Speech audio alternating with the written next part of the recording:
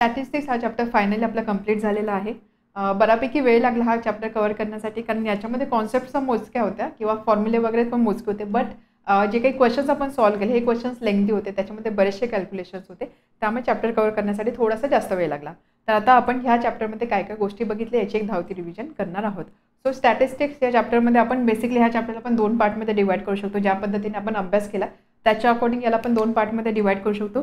First part आपण मीन मोड median calculation बघितला first पार्टमध्ये, मीन मोड अँड मेडियन कॅल्क्युलेशन. आणि नेक्स्ट पार्टमध्ये आपण काय बघितलं, प्रेझेंटेशन, डेटा प्रेझेंट आपण कोणत्या कोणत्या वेजनी करू शकतो. त्यामध्ये आपण बघितला हिस्टोग्राम, त्यानंतर फ्रिक्वेन्सी पॉलिगॉन आणि त्यानंतर पाय डायग्राम. सो बेसिकली अशा 2 पार्टमध्ये चॅप्टर आपण डिवाइड करू शकतो. सुरुवात आपण केलेली मीन मोड मेडियन. मीन मोड मेडियन हे काही आपल्याला नवीन नाही, कारण आपण क्लास 9मध्ये मीन मोड मेडियनचा अभ्यास केलेला. बट त्यावेळेस आपण कोणत्या डेटासाठी अभ्यास केलेला, ज्यावेळेस आपल्याकडे डेटा अनग्रुप्ड असतो. अनग्रुप्ड म्हणजे काय, इंडिव्हिज्युअल रिडिंग्स असतात. 20, 22, 23, 25, 10 असे काही रिडिंग्स असतात. इंडिव्हिज्युअल रिडिंग जे असतात किंवा लिस्टच्या फॉर्ममध्ये जे रिडिंग्स असतात त्याला आपण बोलू शकतो अनग्रुप डेटा. त्यासाठी मीन मोड मेडियन कॅल्क्युलेशन आपण बघितलेलं. बट आता ह्या क्लासमध्ये आपण मीन मोड कॅल्क्युलेशन बघितलं for group data. Group data म्हणजे काय, डेटा आपल्याला ग्रुपच्या फॉर्ममध्ये दिलेला होता. फॉर एक्झाम्पल 11 to 20 हा ग्रुप आहे. या ग्रुपमध्ये किती रिडिंग्स आहे, 10 रिडिंग्स आहे. सपोज 21 to 30 हा ग्रुप आहे. ह्या ग्रुपमध्ये 5 रिडिंग्स आहेत. अशा पद्धतीने ग्रुपच्या फॉर्ममध्ये डेटा दिलेला. त्यासाठी आपण मीन मोड आणि मेडियन कॅल्क्युलेशन बघितलं. बट सगळ्यात आधी मीन मोड आणि मेडियन याचा अर्थ काय असतो त्याची सुद्धा आपण रिव्हिजन केलेली. सो मीन म्हणजे काय, मीनला आपण बोलू शकतो ॲव्हरेज. मीन म्हणजे काय, ॲव्हरेज. ॲव्हरेज म्हणजे काय, आपल्याला ज्यावेळेस आपल्याकडे एक्झामच्या मार्क्स असतात किंवा काही डेटा असतो ह्या पद्धतीचा, तर आपण ॲव्हरेज कसा फाईंड करतो, जे काही मार्क्स आहे त्यांची सम करायची आणि किती पेपर्स होते किंवा किती सब्जेक्ट होते त्यांनी डिवाइड करायचं. फॉर एक्झाम्पल 5 पेपर्स आहे, 5 पेपर्समध्ये तुम्हाला असे मार्क्स मिळाले 20, 18, 19, 15, 14 असे पेपर्समध्ये मार्क्स मिळाले. जर तुम्हाला विचारला की तुम्हाला किती मार्क्स मिळाले याचा मीन फाईंड करा किंवा ॲव्हरेज फाईंड करा. अनग्रुप डेटा आहे, सो त्यासाठी आपण काय करणार, हे जे सगळे नंबर्स आहे याची ॲडिशन करणार divided by number of readings 1, 2, 3, 4, 5 divided by 5. ही जी व्हॅल्यू आहे ही व्हॅल्यू असणार आहे मीन. सो मीनचा अर्थ काय, मीन म्हणजे ॲव्हरेज किंवा त्याला आपण बऱ्याचदा अरिथमॅटिक मीन सुद्धा बोलतो. सो जे रिडिंग्स आहे त्याची सम करा डिवायडेड बाय किती रिडिंग्स होते त्या नंबरने त्याला डिवाइड करा. So that will give you mean. झाला. त्यानंतर मेडियन. मेडियन म्हणजे काय, जो आपल्याकडे डेटा असतो तो डेटा आपण ऑर्डरमध्ये अरेंज करतो, असेंडिंग ऑर्डर किंवा डिसेंडिंग ऑर्डर. त्या ऑर्डरमध्ये अरेंज केल्यानंतर जी मिडलची व्हॅल्यू असते त्या मिडल व्हॅल्यूला आपण बोलतो मेडियन. फॉर एक्झाम्पल हा डेटा आहे, याचा जर मला मेडियन फाईंड करायचा असेल तर सगळ्यात आधी मी काय करणार, त्याला असेंडिंग ऑर्डरमध्ये अरेंज करेन. ठीक आहे. आणि त्यानंतर बघणार मी मिडल व्हॅल्यू कोणती आहे, 2, 2. सो 18 या डेटाचा झाला मेडियन. सो थोडक्यात काय, मेडियन म्हणजे मध्ये कोणती व्हॅल्यू असते. बट हे कधी पॉसिबल आहे, या केसमध्ये नंबर ऑफ रिडिंग्स ऑड होते. 5 रिडिंग्स होते, त्यामुळे 2 इकडे 2 इकडे मध्ये 1. सो इथे सेंटरला एकच नंबर आहे म्हणजे मेडियन फाईंड करणे इझी केला. बट सपोज इथे अजून एक रिडिंग राहिलं असतं, सपोज 10, तर हे नंबर ऑफ रिडिंग झाले असते इवन 1, 2, 3, 4, 5, 6 इवन रिडिंग्स आहे. मग इवन रिडिंगसाठी मेडियन कसं फाईंड करणार, मिडल व्हॅल्यू आहे इथे, इकडून 3 इकडून 3 मध्ये व्हॅल्यू नाही आहे. तर अशा केसमध्ये ज्या वेळेस नंबर ऑफ रिडिंग्स इवन असतात त्या केसमध्ये आपण मेडियन कसा फाईंड करतो, आपण हे जे मिडल मोस्ट 2 व्हॅल्यूज असतात ह्या 2 व्हॅल्यूचा ॲव्हरेज घेतो. ॲव्हरेज घेतो म्हणजेच काय, या 2 नंबरची ॲडिशन करा divided by 2. So that is the median. तर हा डिफरन्स आपण बघितला. ज्यावेळेस नंबर ऑफ रिडिंग्स ऑड असतील त्यावेळेस मधली व्हॅल्यू जे असणार, मधला नंबर असणार मेडियन. ज्यावेळेस नंबर ऑफ रिडिंग्स इवन असेल त्यावेळेस मधला 2 नंबरचा ॲव्हरेज घ्यायचा, that value will be median. त्यानंतर नेक्स्ट होता मोड. मोड म्हणजे काय, जो डेटा असतो त्या डेटामध्ये जो नंबर सगळ्यात जास्त वेळेस होतो, ज्या नंबरची फ्रिक्वेन्सी जास्त असते तो नंबर असतो त्या डेटाचा मोड. हे सुद्धा आपण बघितलेलं. फॉर एक्झाम्पल हा डेटा राहिला असता, यामध्ये सपोज असे रिडिंग्स राहिले असते आणि जर तुम्हाला विचारलं असतं की ह्या डेटाचा मोड काय आहे, मग आपण चेक केले असते कोणतं रिडिंग सगळ्यात जास्त वेळेस रिपीट झालेलं आहे, 20. सो या डेटाचा मोड आहे 20. तर मीन, मोड, मेडियन कोणत्या केसमध्ये यूज होतं ते सुद्धा आपण बघितलं. म्हणजे कोणत्या केसमध्ये मीन वापरला जातो, मेडियन कधी कॅल्क्युलेट केला जातो, मोड कधी कॅल्क्युलेट केला जातो, ह्या गोष्टी सुद्धा आपण डिस्कस केलेला. तर हे तर रिव्हिजन होते, हे होतं अनग्रुप डेटासाठी. ग्रुप डेटासाठी आपण बघितलेलं फर्स्ट मीन कॅल्क्युलेशन. तर मीन कॅल्क्युलेशनचे आपण 3 मेथड बघितलेला. फर्स्ट मेथड होती डायरेक्ट मेथड, नेक्स्ट होती first is direct method, next होती ॲझ्युम्ड मीन आणि त्यानंतर होती स्टेप डेव्हिएशन मेथड. ह्या सगळ्या मेथड ग्रुप डेटासाठी मीन कॅल्क्युलेट करायचे असेल त्यावेळेस आपण यूज करू शकतो.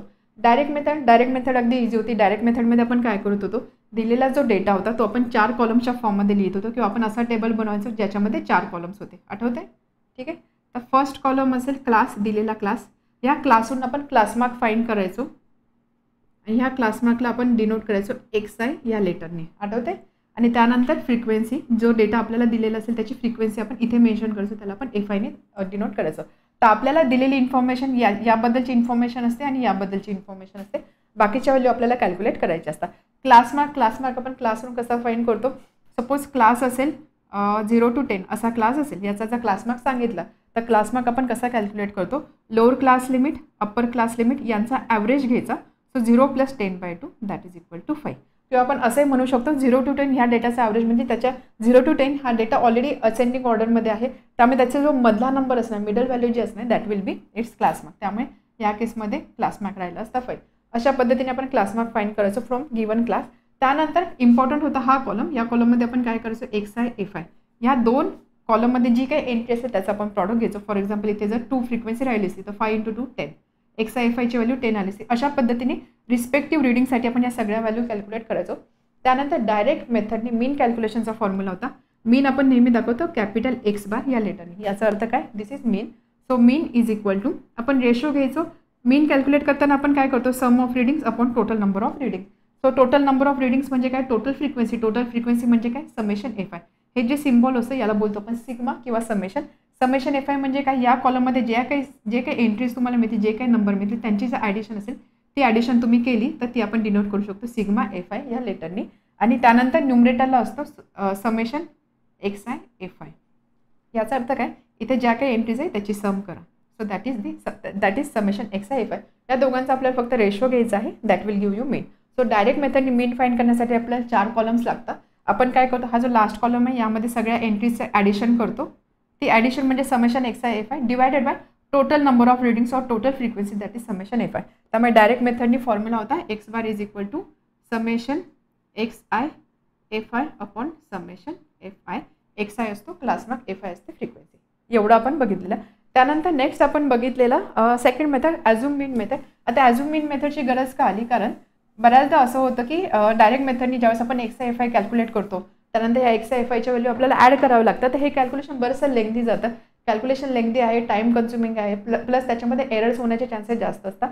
म्हणून त्यापेक्षा एक बेटर मेथड म्हणून ॲझ्युम मीन मेथड यूज केली जाते.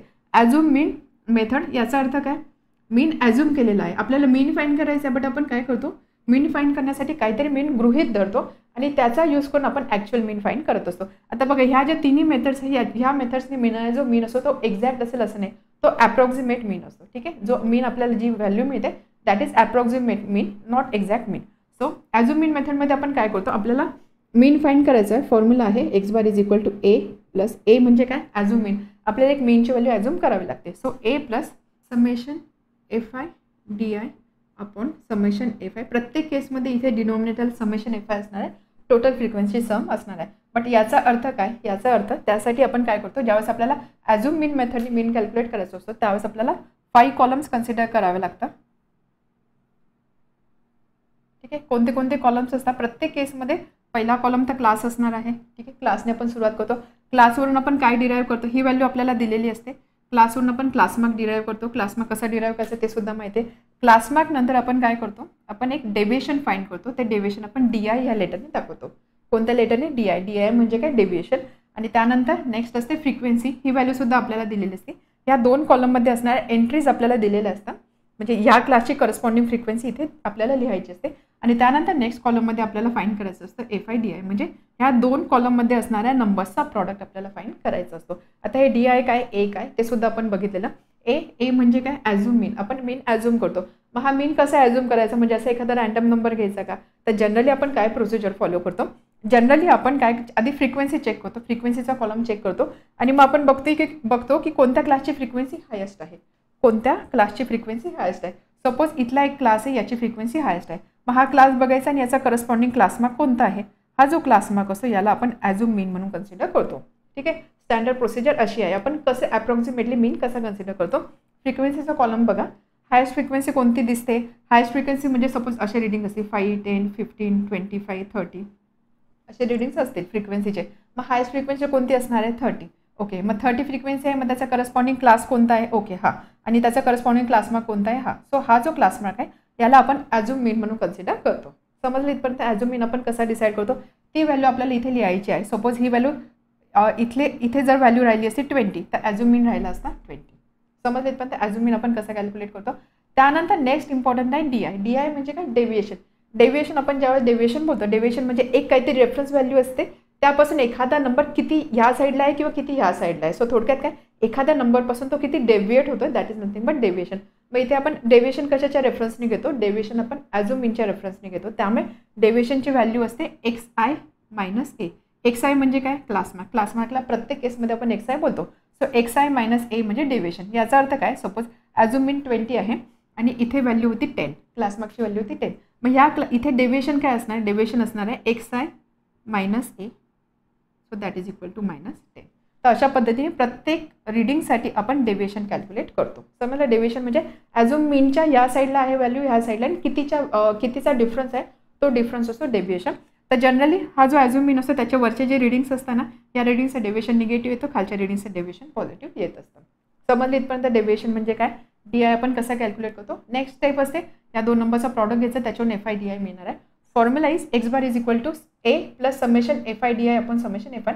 ॲझ्युम मीन आपण घेतलेला आहे प्लस समेशन FI DI म्हणजे काय, सम करायची कशाची, FI DI ची. सो FI DIच्या कॉलममध्ये जे काही रिडिंग्स आपल्याला मिळतात त्याची सम आपण इथे करणार, ती व्हॅल्यू आपण इथे लिहिणार. त्याच पद्धतीने समेशन FI सगळी फ्रिक्वेन्सीची सम करायची, ती व्हॅल्यू आपल्याला इथे लिहायची आणि त्यानंतर कॅल्क्युलेशन करा, त्याच्यावरून तुम्हाला मीन मिळणार आहे. So this is by assume mean method.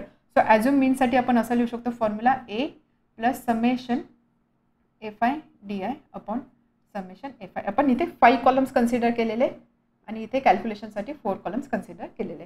हे का सांगते मी, जेणेकरून तुमच्या लक्षात येईल की अच्छा आपल्याला 5 कॉलम इथे घ्यायचे आहे. म्हणजे असं काही स्टँडर्ड प्रोसिजर नाही आहे, बट एक जस्ट लक्षात ठेवण्यासाठी सांगते मी की इथे तुम्हाला 5 कॉलम्स कन्सिडर करायचे आहे. नेक्स्ट आहे स्टेप डेव्हिएशन मेथड. आता स्टेप डेव्हिएशन मेथड याच्या पुढची केस आहे, म्हणजे ॲझ्युम मीननी तर कॅल्क्युलेशन सोपे झालेलं आहे, बट आपल्याला जर कॅल्क्युलेशन अजून फर्दर सोपे करायचे असतील त्या केसमध्ये आपण स्टेप डेव्हिएशन मेथड यूज करतो. सो स्टेप डेव्हिएशन मेथड काय सांगते किंवा त्यामध्ये फॉर्म्युला काय आहे, formula is mean is equal to, आपण ॲझ्युम मीनचं next version step deviation method असं बोलतो. त्यामुळे X bar is equal to assume mean तर आपल्याला इथे सुद्धा कन्सिडर करावं लागणार आहे, प्लस इथे आपल्याला एका नंबरने मल्टिप्लाय करावं लागतं, Gनी, या ब्रॅकेटला. G stands for GCD. ठीक आहे, GCD ऑफ नंबर्स तो G असतो आणि त्यानंतर इथे ब्रॅकेटमध्ये असते डिनॉमिनेटरला समेशन FI. प्रत्येक केसमध्ये समेशन FI असणार आहे आणि ह्या केसमध्ये असणार आहे समेशन FI UI. ठीक आहे, समजलं इथपर्यंत. आता ह्या गोष्टींचा अर्थ काय ते सुद्धा आपण बघूया. स्टेप डेव्हिएशन मेथड असेल त्यावेळेस आपल्याला 6 कॉलम्स कन्सिडर करावं लागतात. पहिला कॉलम बाय डिफॉल्ट क्लास असणार आहे, ह्या क्लासवरून आपण क्लासमार्क डिराईव्ह करतो. क्लासमार्कची व्हॅल्यू इथे असणार आहे. ह्या कॉलममध्ये असणारे रिडिंग्स आपल्याला दिलेले असतात, याचा यूज करून आपण क्लासमार्क फाइंड करतो. क्लासमार्क नंतर नेक्स्ट रिडिंग असणार आहे डेव्हिएशनचं. डेव्हिएशन इथे सुद्धा आपल्याला लागणार आहे, नावच आहे स्टेप डेव्हिएशन. सो डेव्हिएशनचा सुद्धा कॉलम असणार आहे. डेव्हिएशन म्हणजे काय, XI मायनस A. क्लासमार्कला आपण XIने दाखवणार, इथे कुठेतरी ॲझ्युम मीन असेल, सपोज ही व्हॅल्यू आहे ॲझ्युम मीन, तर XI मायनस A याचा यूज करून आपण करस्पॉन्डिंग डेव्हिएशन फाइंड करणार. त्यानंतर आपल्याला काय करायचं असतं, आपल्याला नेक्स्ट कॉलममध्ये मेन्शन करायचं असतं. नेक्स्ट कॉलममध्ये आपण व्हॅल्यू फाइंड करतो UIची. ठीक आहे, UI म्हणजे काय, that is equal to DI upon G.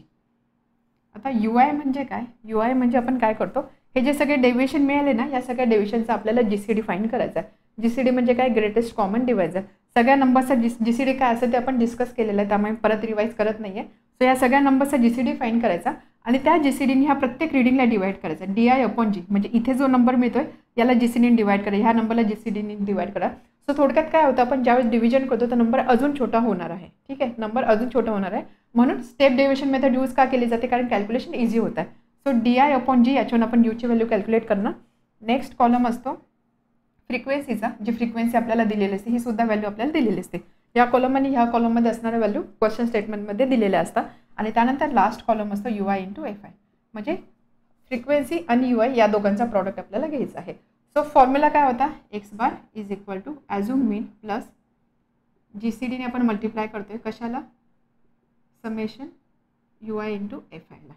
So assume मीनची व्हॅल्यू आहे GCD सुद्धा आपण इथे कॅल्क्युलेट करणार आहोत. ज्या नंबर्सचा GCD आपल्याला माहिती असणार ती व्हॅल्यू सुद्धा असणार आहे. UI FI इथे हे जे नंबर्स आहे याची ज्यावेळेस मी सगळ्यांची ॲडिशन करेल त्यावरून मला समेशन UI FI मिळणार आहे. त्याच पद्धतीने इथे ज्या फ्रिक्वेन्सी आहे त्याची ज्यावेळेस मी ॲडिशन करेल, समेशन करेल, त्यावेळी मला ही व्हॅल्यू मिळणार आहे. या सगळ्या व्हॅल्यू या फॉर्म्युलामध्ये पुट केल्यानंतर तुम्हाला स्टेप डेव्हिएशन मेथडने मीन मिळणार असतो. ठीक आहे. सो इम्पॉर्टंट काय लक्षात घ्यायचं की इथे आपल्याला 6 कॉलम कन्सिडर करायचे. सगळ्यात आधी जर आपल्याला एखादी मेथड स्पेसिफाय केली असेल तर आधी सगळ्यात आधी फॉर्म्युला आठवायचं. फॉर्म्युला काय आहे, मग फॉर्म्युलामध्ये काय काय टर्म्स लागणार आहे, त्या टर्म्स कशा डिराईव्ह करायच्या, त्याचा जर विचार केला तर लगेच तुम्हाला समजणार आहे की याच्यानंतर काय स्टेप आपल्याला करायची आहे.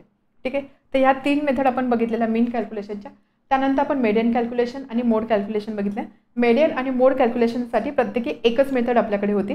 तर मेडियन कॅल्क्युलेट करण्यासाठी आपण काय करायचो, सगळ्यात आधी चेक करायचे दिलेले क्लासेस कंटिन्युअस आहे की नाही. कंटिन्युअस म्हणजे काय, सपोज क्लास असेल एक 0 to 20, नेक्स्ट क्लास आहे 20 to 40, नेक्स्ट क्लास आहे 40 to 60. आता हे सगळे कंटिन्युअस क्लासेस आहे का, कारण फर्स्ट क्लास त्याचा अपर क्लास लिमिट नेक्स्ट क्लासचा लोअर क्लास लिमिट होतं. सेकंड क्लास त्याचा अपर क्लास लिमिट नेक्स्ट क्लासचा लोअर क्लास लिमिट होतं. सो सेम नंबर इथे रिपीट होतो. So these are continuous classes. सगळ्यात आधी क्लासेस कंटिन्युअस आहे की नाही ते चेक करायचं. इन केस क्लासेस कंटिन्युअस नसेल तर त्याला आपण कंटिन्युअस क्लासेसमध्ये कन्वर्ट करतो. सपोज क्लासेस कंटिन्युअस नाही म्हणजे काय, सपोज एक क्लास असा आहे 200 to 209 आणि नेक्स्ट क्लास आहे 210 to 219. अशा पद्धतीने काही क्लासेस दिलेले आहे. हे क्लासेस ऑब्व्हियसली कंटिन्युअस नाही. या केसमध्ये आपण याला कंटिन्युअस क्लासेसमध्ये कसं कन्वर्ट करतो, या दोघांमध्ये डिफरन्स किती आहे 1चा. 1 divided by 2 0.5. तर आपण काय करतो, हा जो अपर क्लास लिमिट आहे याच्यामध्ये 0.5 आपण ॲड करतो. सो दिस विल बी 209.5 आणि त्यानंतर लोअर क्लासमधून आपण 0.5 मायनस करतो. So this will be 199.5. त्याच पद्धतीने ह्या क्लाससाठी काय होणार, आपण 0.5 मायनस करणार. So this will be 209.5. याच्यामध्ये आपण 0.5 ॲड करणार. सो थोडक्यात जर बघितलं हा क्लास आणि हा क्लास सारखा झालेला आहे म्हणजे काय, आपण क्लासला कंटिन्युअस क्लासमध्ये कन्वर्ट केलेला आहे. कंटिन्युअस क्लासमध्ये कन्वर्जन झालं त्यानंतर आपल्याला फॉर्म्युला आठवायचा. फॉर्म्युला काय आहे मेडियन फाइंड करण्याचा. मेडियन फाइंड करण्याचा फॉर्म्युला असतो median is equal to L plus एक ब्रॅकेट असतं त्याला आपण एचने मल्टिप्लाय करतो. ब्रॅकेटमध्ये काय काय व्हॅल्यूज असतात, ब्रॅकेटमध्ये न्यूमरेटरला व्हॅल्यू असते n/2 minus cumulative frequency upon frequency. तर हा फॉर्म्युला असतो, याचा यूज करून आपण मेडियन फाइंड करतो. तर आता हा फॉर्म्युला यूज करण्यासाठी किंवा यामध्ये असणारे व्हॅल्यूज फाइंड करण्यासाठी आपल्याला लागतो मेडियन क्लास. ठीक आहे. काय फाइंड करावा लागतो, मेडियन फाइंड करण्यासाठी आपल्याला मेडियन क्लास फाइंड करावा लागतो. मेडियन क्लास कसा फाइंड करायचा, टोटल नंबर ऑफ रीडिंग्स आपण कॅपिटल एनने दाखवतो. ठीक आहे. सगळ्यात आधी समजून घ्या याच्यामध्ये काय काय अर्थ आहे. एल म्हणजे काय, एल म्हणजे जो आपण मेडियन क्लास फाइंड करणार त्याचा lower class limit that is L. N म्हणजे काय, टोटल फ्रिक्वेन्सी किंवा टोटल नंबर ऑफ रीडिंग्स आपण एनने दाखवतो. एक असते क्युम्युलेटिव्ह फ्रिक्वेन्सी, एक असते फ्रिक्वेन्सी. या दोन्ही व्हॅल्यू आपण टेबलवरून फाइंड करतो. आणि एच असते क्लासची विड्थ म्हणजे काय, सपोज 10 to 20 आहे, या क्लासची विड्थ किती असणार आहे 20 - 10, upper class limit minus lower class limit that is equal to 10. So ही असते क्लासची विड्थ किंवा क्लास इंटरवल. तर सगळ्यात आधी आपल्याला इम्पॉर्टंट टास्क याच्यामध्ये काय की आपल्याला मेडियन क्लास फाइंड करायचा आहे. मेडियन क्लास आपण कसं फाइंड करणार, टोटल नंबर ऑफ रीडिंग्स किती आहे ते बघायचे, त्याचा हाफ करायचा म्हणजे थोडक्यात आपल्याला n/2 ची व्हॅल्यू फाइंड करायची. For example total number of readings होते 100. ठीक आहे. आणि n/2 मिळाला मला 50. त्यानंतर आपल्याला इथे 3 कॉलम्स कन्सिडर करायचे असतात. फर्स्ट असतो क्लास, ही व्हॅल्यू आपल्याला दिलेली असते क्लासची म्हणजे हे क्लासेस आपल्याला दिलेले असतात. त्यानंतर आपल्याला फाइंड करायचं, त्यानंतर नेक्स्ट कॉलममध्ये आपण लिहितो फ्रिक्वेन्सी आणि त्याचा यूज करून आपण फाइंड करतो क्युम्युलेटिव्ह फ्रिक्वेन्सी. ठीक आहे. या 2 व्हॅल्यूज आपल्याला दिलेल्या असतात. फ्रिक्वेन्सीवरून क्युम्युलेटिव्ह फ्रिक्वेन्सी कशी कॅल्क्युलेट कशी आपल्याला माहिती आहे. फॉर एक्झाम्पल सपोज रीडिंग अशी असते 2, 3, 5, 8 अशा फ्रिक्वेन्सीज दिलेल्या असतात. याची क्युम्युलेटिव्ह फ्रिक्वेन्सी आपण कशी फाइंड केली असते, क्युम्युलेटिव्ह फ्रिक्वेन्सी आपण 2, त्यानंतर हा नंबर ॲज इट इज लिहायचा 2 + 3 ही सम करायची, ती सम इथे लिहायची 5, 5 + 5 10 ती सम इथे लिहिणार, 10 + 8 सम 18 ती इथे लिहिणार. अशा पद्धतीने आपल्याला क्युम्युलेटिव्ह फ्रिक्वेन्सी नेहमी फाइंड करायची असतात. सो या केसमध्ये काय करणार आपण, suppose total number of reading 100 होते, n/2 आला 50. आपण चेक करणार 50, आपण क्युम्युलेटिव्ह फ्रिक्वेन्सीचा कॉलम चेक करणार. कोणता कॉलम, क्युम्युलेटिव्ह फ्रिक्वेन्सीचा कॉलम चेक करणार. फॉर एक्झाम्पल सपोज इथे आपल्याला असे रीडिंग्स मिळत आहे, इथे आहे 40 आणि इथे आहे 55 असे रीडिंग्स मिळाले. आपल्याला आपला मेडियन क्लास म्हणजे थोडक्यात अप्रॉक्सिमेटली मेडियन आहे तो 50. सो त्यासाठी आपण काय करणार, हा कॉलम चेक करणार 50 कुठे बिलॉंग करू शकतो, 4 करस्पॉन्डिंग क्लास असणारे मेडियन क्लास. तर अशा पद्धतीने आपण मेडियन क्लास फाइंड करतो.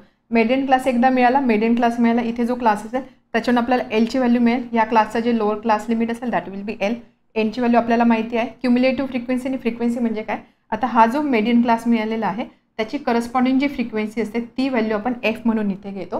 क्युम्युलेटिव्ह फ्रिक्वेन्सी याच्या समोरची व्हॅल्यू क्युम्युलेटिव्ह फ्रिक्वेन्सी म्हणून घ्यायची नाही. याच्या वरचा जो क्लास आहे त्याची जी फ्रिक्वेन्सी असेल दिस विल बी क्युम्युलेटिव्ह फ्रिक्वेन्सी. समजलं, इथे डिफरन्स लक्षात घ्या.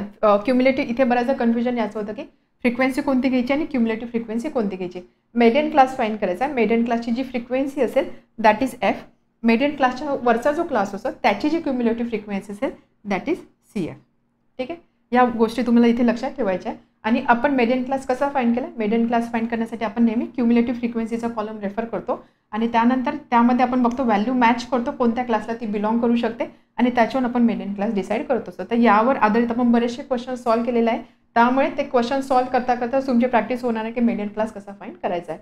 त्यानंतर या सगळ्या व्हॅल्यूज आपण या फॉर्म्युलामध्ये पुट करतो, यावरून आपल्याला मेडियन मिळत असतो. ठीक आहे, आठवते. त्यानंतर आपण बघितला मोड आपण कसा कॅल्क्युलेट करायचा. मोड कॅल्क्युलेशनसाठी आपल्याला क्युम्युलेटिव्ह फ्रिक्वेन्सी वगैरे कॅल्क्युलेट करण्याची गरज नाही. क्युम्युलेटिव्ह फ्रिक्वेन्सी आपण फक्त मेडियन फाइंड करण्यासाठी कॅल्क्युलेट करतो. ठीक आहे, ही पण एक गोष्ट लक्षात ठेवा, क्युम्युलेटिव्ह फ्रिक्वेन्सी फक्त मेडियन कॅल्क्युलेशनसाठी लागते. सो मोडसाठी फॉर्म्युलासुद्धा जवळपास सारखाच आहे.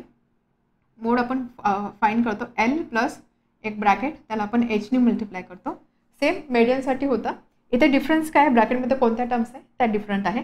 सो टर्म असते फर्स्ट F1 मायनस F0, खालीसुद्धा आपण सेम टर्म लिहितो F1 मायनस F0, फक्त ह्या F1ला 2ने मल्टिप्लाय करतो आणि त्यानंतर यामध्ये आपण सबट्रॅक्ट करतो F2. तर इथे एल म्हणजे जसं आपण मेडियन फाइंड करताना मेडियन क्लास फाइंड करतो, मोड फाइंड करतो त्यावेळेस आपल्याला मोडल क्लास फाइंड करायचा असतो. या मोडल क्लासचं जे लोअर क्लास लिमिट असतं दॅट इज एल. एच तर स्टँडर्ड आहे, क्लासची विड्थ किती आहे, क्लासचा इंटरवल किती आहे, दॅट इज एच. त्यानंतर F0, F1, F2 काय असतं ते लगेच आपण बघूया. तर यासाठी एक असतो क्लास मार्क आणि एक असते फ्रिक्वेन्सी. आपल्याला एवढे दोनच कॉलम्स लागणार आहेत. ही पण इन्फॉर्मेशन आपल्याला दिलेली असते, ही सुद्धा इन्फॉर्मेशन आपल्याला दिली असते. मोड फाइंड करतो, मोड म्हणजे काय, मॅक्झिमम फ्रिक्वेन्सी किती आहे किंवा कोणता नंबर जास्त वेळेस रिपीट होता त्याला आपण मोड बोलतो. त्यामुळे मोडल क्लास फाइंड करण्यासाठी सिम्पली काय बघायचा, फ्रिक्वेन्सीमध्ये कोणती फ्रिक्वेन्सी सगळ्यात जास्त आहे, कोणता नंबर सगळ्यात जास्त आहे, तो जो नंबर असेल त्याचा करस्पॉन्डिंग जो क्लास असतो त्याला आपण बोलतो मोडल क्लास. ठीक आहे, म्हणजे फ्रिक्वेन्सीज अशा राहिल्या असतात 2, 5, 10, 12, 15, त्यानंतर लेट सपोज 35, 40 अशा पद्धतीचं काही फ्रिक्वेन्सीज राहिल्या असतात. मग यासाठी आपण बघितलं असं मॅक्झिमम फ्रिक्वेन्सी कुठे आहे 40, त्यामुळे 40चा करस्पॉन्डिंग जो क्लास असेल दॅट विल बी मोडल क्लास. मोडल क्लास एकदा मिळाला, मोडल क्लासचा लोअर क्लास लिमिट असणार आहे एल. ठीक आहे, त्यानंतर F1, F0, F2 काय असतं ते, हा जो मोडल क्लास आहे किंवा मोडल क्लास ऐवजी मोडल क्लास बोलू शकतो किंवा ही जी फ्रिक्वेन्सी आहे जी मॅक्झिमम फ्रिक्वेन्सी आहे, जी फ्रिक्वेन्सी मॅक्झिमम आहे या फ्रिक्वेन्सीला आपण बोलतो F1. ठीक आहे, मॅक्झिमम फ्रिक्वेन्सीला आपण बोलतो F1. त्याच्या आधीची जी फ्रिक्वेन्सी असते त्याच्यावरचा जो नंबर असतो दॅट इज F0. सपोज इथे खाली अजून काही नंबर आहे 38, तर हा असणार आहे F2. ठीक आहे, F0, F1 आणि F2 सिम्पल लॉजिकल आहे. हा जर 1 असेल तर आधीचा 0 नंतरचा 2, या व्हॅल्यूज फक्त इथे तुम्हाला पुट करायच्या, त्याच्यावरून तुम्हाला मोड मिळणार आहे. समजलं मोड कॅल्क्युलेशन. मोड कॅल्क्युलेशनसाठी आपल्याला फक्त जो डेटा दिलेला आहे फक्त तो ऑब्झर्व करायचा. इथे आपल्याला काहीच कॅल्क्युलेशन करण्याची गरज नसते, क्युम्युलेटिव्ह फ्रिक्वेन्सी वगैरे काहीच कॅल्क्युलेट करायची गरज नाही आहे. F1, F0, F2 maximum frequency कोणती आहे, करस्पॉन्डिंग मोडल क्लास, त्याच्यावरून एलची व्हॅल्यू मिळते, एचची व्हॅल्यू मिळणार. मॅक्झिमम फ्रिक्वेन्सी जी आहे that is F1, त्याच्यावरची frequency F0, त्याच्या खालची frequency F2, that's it. Value फक्त फॉर्म्युलामध्ये पुट करा, त्यामुळे तुम्हाला मोड मिळणार आहे. हे झालं main mode and median calculation. त्यानंतर आपण बघितलेलं डेटा प्रेझेंटेशन. डेटा आपण कोणत्या कोणत्या वेजनी प्रेझेंट करू शकतो, ग्राफिकली प्रेझेंट करू शकतो, टेबलच्या फॉर्ममध्ये प्रेझेंट करू शकतो किंवा आपण पिक्चरच्या फॉर्ममध्ये सुद्धा डेटा प्रेझेंट करू शकतो. त्या सगळ्या गोष्टी आपण डिस्कस केलेल्या. त्यानंतर आपण मूव्ह झालेलो हिस्टोग्रामकडे, म्हणजे जे काही प्रेझेंटेशनच्या मेथड्स असतात त्यामध्ये फर्स्ट मेथड आपण बघितलेली हिस्टोग्राम. सो हिस्टोग्राम म्हणजे काय असतं, हिस्टोग्राम म्हणजे डेटा जो असतो तो एक्स आणि वाय ॲक्सिसचा यूज करून रिप्रेझेंट केलेला असतो. प्रत्येक केसमध्ये ज्यावेळेस आपण ग्राफ ड्रॉ करतो त्यावेळेस वाय ॲक्सिसवरती आपण नेहमी फ्रिक्वेन्सी घेत असतो, वाय ॲक्सिसवर नेहमी फ्रिक्वेन्सी घेत असतो. हिस्टोग्राम ज्यावेळेस आपण रिप्रेझेंट करतो त्यावेळेस आपण एक्स ॲक्सिसवर नेहमी क्लासेस घेतो. ठीक आहे, एक्स ॲक्सिसवर क्लासेस घेतो. हिस्टोग्राम नेहमी कोणत्या फॉर्ममध्ये असतात, हिस्टोग्राम म्हणजे असे काही पोल्स असतात किंवा असे काही रेक्टँगल्स असतात ते असे एकमेकांना लागून असतात, चिकटून असतात. त्यामुळे काय असतं की हे जे आपण क्लासेस घेतो ना हे सगळे क्लासेस आपल्याला कंटिन्युअस लागतात. त्यामुळे फर्स्ट टास्क काय असतं की आपल्याला चेक करायचं दिलेले क्लासेस कंटिन्युअस आहे की नाही, नसतील तर ते कंटिन्युअस क्लासेसमध्ये कन्वर्ट करायचे आणि त्यानंतर ते सगळे पॉईंट्स आपण इथे असे मार्क करतो, त्याचे करस्पॉन्डिंग फ्रिक्वेन्सीज इथे मार्क करतो. आपण हिस्टोग्राम कसा ड्रॉ करतो, हा क्लास आहे सपोज, याची करस्पॉन्डिंग फ्रिक्वेन्सी सपोज ही आहे, आपण काय करतो हा बेस कन्सिडर करून एवढ्या हाईटचा एक रेक्टँगल ड्रॉ करतो. नेक्स्ट क्लास आहे त्याची करस्पॉन्डिंग फ्रिक्वेन्सी सपोज ही आहे, मग हा बेस एवढी हाईट एक रेक्टँगल आपण कन्सिडर केला. तर अशा पद्धतीने असे आपण डिफरंट रेक्टँगल ड्रॉ करत असतो for respective classes. Base consider करायचा दिलेल्या क्लासला, तेवढी हाईट त्यातून एक रेक्टँगल ड्रॉ करायचा. तर अशा पद्धतीने आपण हिस्टोग्रामचा यूज करून डेटा रिप्रेझेंट करू शकतो. यामध्ये बऱ्याचदा असं होतं की इथे जे क्लासेस आहे सपोज हा क्लास 50 स्टार्ट होतो, 50, 70, 90 असे काही क्लासेस होते, बट हा तर नेहमी ओरिजिन असतो बरोबर. 0 डायरेक्ट 50 नंतर 70, इथे डिफरन्स 20चा आहे, बट इथे डिफरन्स 50चा आहे. सो थोडक्यात काय आपण काय करतो, इथे मध्ये असणारे क्लासेस दाखवत नाही आहे, कारण त्या क्लासेसची करस्पॉन्डिंग फ्रिक्वेन्सी काही नाही. म्हणून आपण काय करतो, हा डेटा ह्या डेटाची डिस्कंटिन्यू दाखवण्यासाठी असा एक मार्क यूज करतो, त्याला बोलतं किंक मार्क. तर त्यावेळेस तुम्ही हिस्टोग्राम बघाल, बऱ्याचशा हिस्टोग्राममध्ये हा किंक मार्क दाखवलेला असतो. इव्हन तुम्ही वाय ॲक्सिसवरती सुद्धा किंक मार्क दाखवू शकता जर गरज पडली तर. ठीक आहे. So this is about histogram. समजलं हिस्टोग्राम म्हणजे काय. हिस्टोग्रामनंतर आपण बघितला frequency polygon.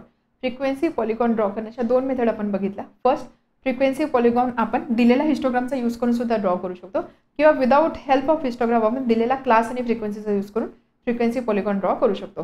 So first हिस्टोग्रामचा use करून आपण फ्रिक्वेन्सी पॉलिगॉन कसा ड्रॉ करू शकतो. आता फ्रिक्वेन्सी पॉलिगॉन ज्यावेळेस आपण बोलतो त्यावेळेस आपण कशाच्या वर्सेस काय प्लॉट करतो. प्रत्येक केसमध्ये वाय ॲक्सिसवर फ्रिक्वेन्सी असणार आहे. फ्रिक्वेन्सी पॉलिगॉन ड्रॉ करताना आपण नेहमी इथे क्लासचा मार्क घेतो. काय घेतो, क्लास मार्क. ठीक आहे. फ्रिक्वेन्सी पॉलिगॉन हा असतो हिस्टोग्राम. फ्रिक्वेन्सी पॉलिगॉन म्हणजे असे काही डायग्राम असते, असे डिफरंट पॉईंट्स असतात, ते सगळे अशा लाईन सेगमेंटनी कनेक्ट केलेलं असतात, म्हणून त्याला बोलतो फ्रिक्वेन्सी पॉलिगॉन. फ्रिक्वेन्सी पॉलिगॉन आहे कारण क्लोज स्ट्रक्चर आहे, असं क्लोज स्ट्रक्चर आहे म्हणून याला बोलतो फ्रिक्वेन्सी पॉलिगॉन. तर आपण नेहमी एक्स ॲक्सिसवर क्लास मार्क दाखवतो, वाय ॲक्सिसवर फ्रिक्वेन्सी दाखवतो. क्लास मार्क म्हणजे काय, आपल्याला माहिती मिडल व्हॅल्यू, त्या क्लासची मिडल व्हॅल्यू. सपोज 10 to 20 हा क्लास आहे, त्याचा क्लास मार्क काय असतो, 10 + 20/2 30/2 दॅट इज 15. सो 15 म्हणजे काय, 10 आणि 20 याच्या मिडल व्हॅल्यू 15 आहे. सो हा जर क्लास मी कन्सिडर केला, याचा मिड पॉईंट कुठे असणार आहे, इथे कुठे असणार. 50-70 याचा क्लास मार्क काय असणार, 60 म्हणजे इथे.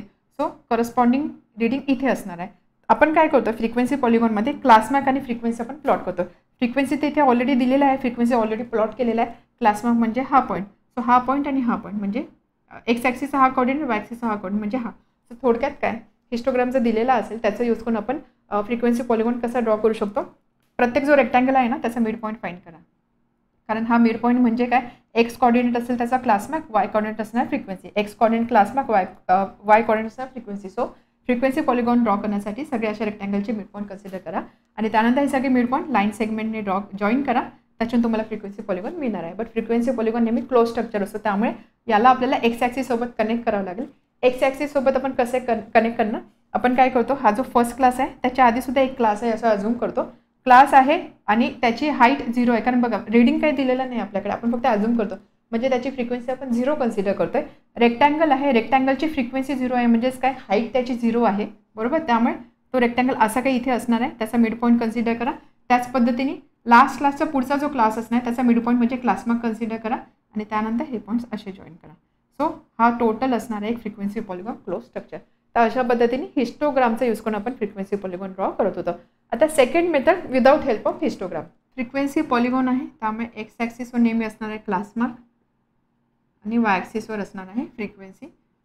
जर आपल्याला without help of histogram frequency polygon draw करायचं असेल त्यासाठी काय करायचं, आपल्याकडे काय काय इन्फॉर्मेशन असते, क्लास असते आणि फ्रिक्वेन्सी ही इन्फॉर्मेशन असते. क्लासला कंटिन्युअस क्लासमध्ये कन्वर्ट करा इन केस क्लास कंटिन्युअस नसेल तर.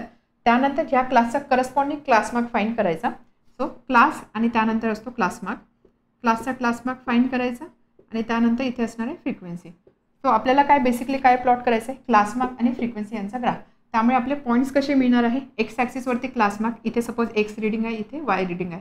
So x comma y. त्याच पद्धतीने सगळे पॉईंट्स तुम्हाला असे मेन्शन करायचे आणि त्यानंतर एक एक करून पॉईंट्स असे मार्क करायचे. हे सगळे पॉईंट्स असे स्ट्रेट लाईनने जॉईन करायचे. हा दिलेला क्लास आहे, त्याच्या आधीचा एक क्लास कन्सिडर करायचा, त्याचा करस्पॉन्डिंग क्लास मार्क इथे कुठे असणार आहे. नेहमी हे पॉईंट एक्स ॲक्सिसवर असतील, कारण आपण फ्रिक्वेन्सी 0 ॲझ्युम करतो, म्हणजे वाय ॲक्सिसचं रिडिंग 0 असणार आहे. वाय कॉर्डिनेट 0 आहे म्हणजे काय, पॉईंट बाय डिफॉल्ट एक्स ॲक्सिसवर लाय होणार आहे. सो हे सगळे पॉईंट्स असे कनेक्ट करा, त्याच्यावरून तुम्हाला फ्रिक्वेन्सी पॉलिगॉन मिळणार आहे. ठीक आहे, हे एकदम क्लिअर लक्षात ठेवा. हिस्टोग्राम असेल तर एक्स ॲक्सिसवर क्लासेस आणि फ्रिक्वेन्सी पॉलिगॉन असेल तर एक्स ॲक्सिसवरती क्लास मार्क. ठीक आहे. त्यानंतर फ्रिक्वेन्सी पॉलिगॉन झाल्यानंतर आपण बघितलेलं पाय चार्ट और पाय डायग्राम. पाय डायग्रामसुद्धा आपल्या सगळ्यांच्या परिचयाचा आहे. पाय डायग्राम म्हणजे एक सर्कल असतो, या सर्कलमध्ये वेगवेगळ्या व्हॅल्यूज रिप्रेझेंट केलेल्या असतात. एक सर्कल असतो, या सर्कलमध्ये वेगवेगळ्या values in the form of sector represent केलेल्या असतात.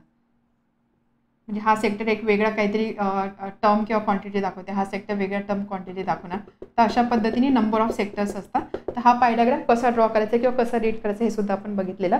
तर यामध्ये काही वेळेस पर्सेंटेजमध्ये व्हॅल्यूज दिलेले असतात, काही वेळेस सेंट्रल अँगलमध्ये व्हॅल्यूज दिलेले असतात. त्याचा यूज करून आपण बरेचसे क्वेश्चन सॉल्व्ह केलेले आहे. सो बेसिकली आपल्याला ज्यावेळेस पाय डायग्राम ड्रॉ करायचे असते त्यावेळेस आपण काय करतो, पाय डायग्राम आहे, आपल्याला एक सर्कल ड्रॉ करायचा आहे, सर्कलची रेडियस तुम्ही तुमच्या मनाने घेऊ शकता. सो पेजला प्रोपोर्शनेट जेवढा रेडियस तुम्हाला वाटेल ती व्हॅल्यू घेऊन तुम्ही एक सर्कल ड्रॉ करू शकता. आता या सर्कलमध्ये आपल्याला डिफरंट सेक्टर्स दाखवायचे असतात. सर्कल आहे म्हणजे अँगल येणार आहे, त्यामुळे सगळ्यात आधी आपल्याला दिलेल्या इन्फॉर्मेशन्स यूज करून सेंट्रल अँगल फाइंड करायचे असतात. सो सेंट्रल अँगल फाइंड करण्यासाठी आपण एक फॉर्म्युला बघितला. सेंट्रल अँगल प्रत्येक कंपोनंटसाठी किंवा प्रत्येक रिडिंगसाठी सेंट्रल अँगल म्हणजे नंबर ऑफ रिडिंग और number off score in the component upon total number off score multiplied by 360 degree. हा फॉर्म्युला बघितला. याचा यूज करून आपण डिफरंट दिलेल्या इन्फॉर्मेशनसाठी सेंट्रल अँगल फाइंड करत होतो. For example suppose total students आहे एका क्लासमध्ये 60, ठीक आहे, आणि या स्टुडंट्सपैकी मॅथ्स आवडणारे स्टुडंट्स आहे सपोज 20, इंग्लिश आवडणारे स्टुडंट्स आहे 10. तर प्रत्येक स्टुडंटला एकच सब्जेक्ट विचारला गेला की तुझ्या आवडीचा सब्जेक्ट कोणता आहे. तर अशा पद्धतीने काहीतरी इन्फॉर्मेशन दिलेली आहे. ही इन्फॉर्मेशन आपल्याला पाय डायग्राम्स यूज करून रिप्रेझेंट करायचे. मग आता यासाठी आपण कसं कॅल्क्युलेशन कसं करणार. पाय डायग्राम आहे, आपल्याला सेंट्रल अँगल लागणार आहे. तर सेंट्रल अँगल आपण कसं कॅल्क्युलेट करतो. सेंट्रल अँगल एक सर्कल आहे. एक सर्कल म्हणजे नेहमी 100% डिनोट करतो किंवा 360 डिग्री अँगल डिनोट करतो, बरोबर. सर्कल, होल सर्कल, एवढा पूर्ण अँगल 360 डिग्री असेल किंवा आपण असं कन्सिडर करू शकतो एक पूर्ण सर्कल 100% डेटा शो करतो.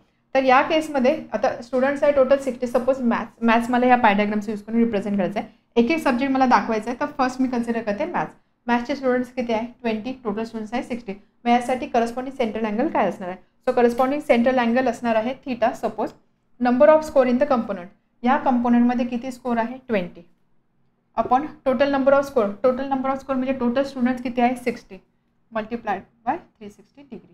सो ही व्हॅल्यू असणार आहे 120 डिग्री.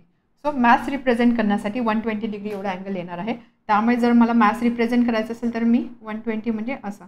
तर हा जो सेक्टर असेल हा सेक्टर रिप्रेझेंट करेल स्टुडंट्स की ज्यांना मॅथ्स हा सब्जेक्ट आवडतो. तर अशा पद्धतीने एक कॅल्क्युलेशन आपण करत असतो. त्यामुळे हा फॉर्म्युला आहे किंवा ह्या फॉर्म्युला व्यतिरिक्त सुद्धा तुम्ही लॉजिकली विचार करून हा सेंट्रल अँगल कॅल्क्युलेट करू शकता. कसा बघा, एक टोटल सर्कल आहे. टोटल सर्कल म्हणजे किती 360 डिग्री, बरोबर.